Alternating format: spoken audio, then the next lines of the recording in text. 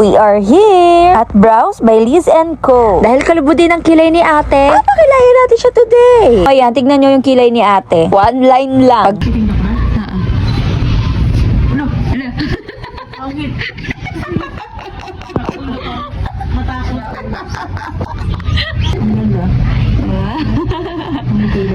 Perfect.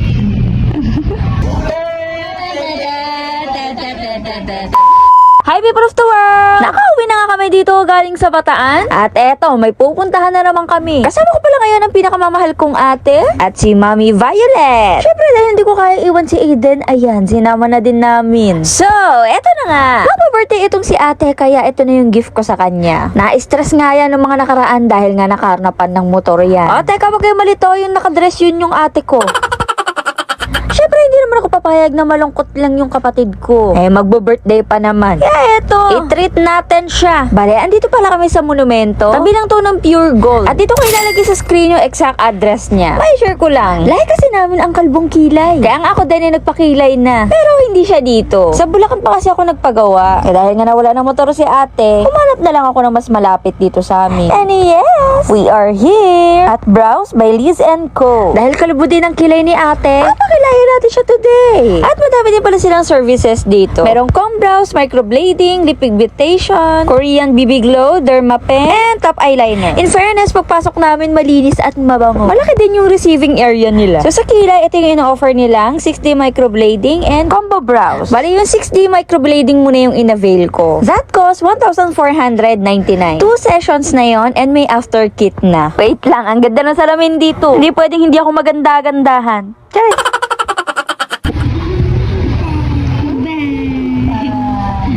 May mga pinirmahan lang si ate and then nilagyan na agad siya ng anesthesia. Ibaba pa daw siya ng 30 minutes. Bali, ang 6D microblading pala. Perfect siya sa mga kalbong kilay. Ang atake kasi nun, parang magkakaroon ka ng mga hair strands. Sa kilay mo, ayan, tignan nyo yung kilay ni ate. One line lang. Pag tumubo, sabog-sabog. Kaya hindi yan nakakalis kapag di nagkikilay. Napagod na din daw siya kakalagay. Pagkalagay ng ointment, kinover muna para talaga ma-absorb yung anesthesia. After 30 minutes, ayan, tinawag na siya. Well, syempre, sumama ako para makichismis.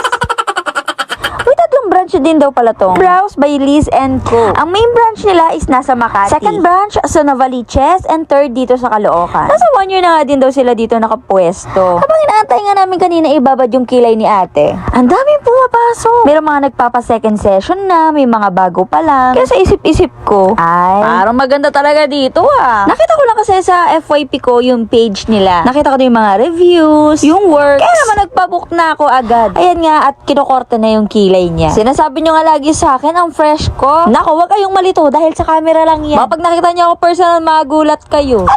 Siya na yan? Syempre, kung anong fresh ko, gusto ko ganun din yung kapatid ko. Ang kilay kasi dapat nakaangat sa pinaka-proud.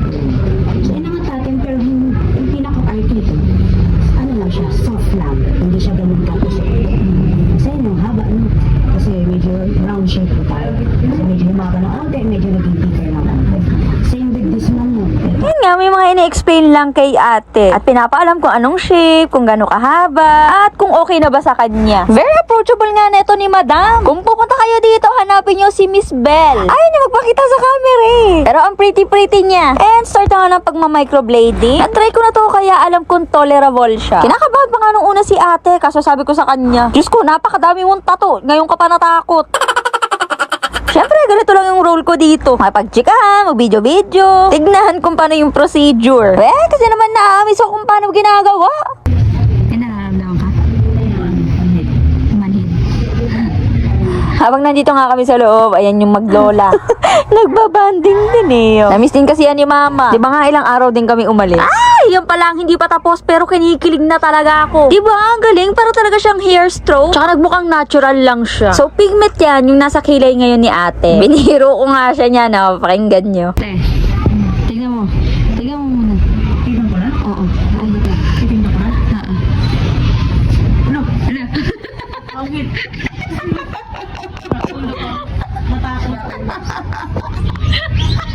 Ayaw mo ganyan? Tignan mo, ayaw mo ganyan? Ganda nga eh. Ganda nga eh.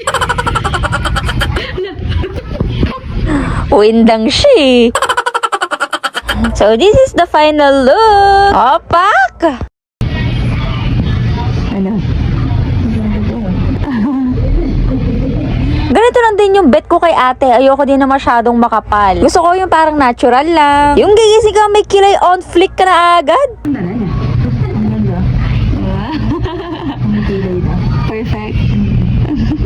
Diba? Kahit nakamas siya, kita yung happiness sa mga mata niya. So after that, pinahiran ulit siya ng ointment. Para lang din kasi tong tattoo. Ah, ganda. Perfect. Tapos, may binigay din sa kanyang after kit. Pinaliwanag din sa kanya kung ano mga dapat niyang gawin at saka yung mga hindi. Saglit lang kami dito, siguro mga 1 hour. Binasic lang ni Miss Bell eh. Baka wala ka ding kilay, magpagawa ka na din.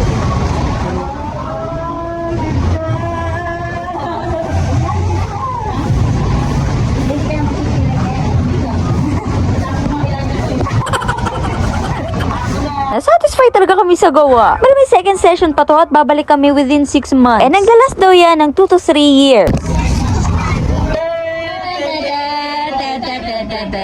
Happy, happy, happy birthday.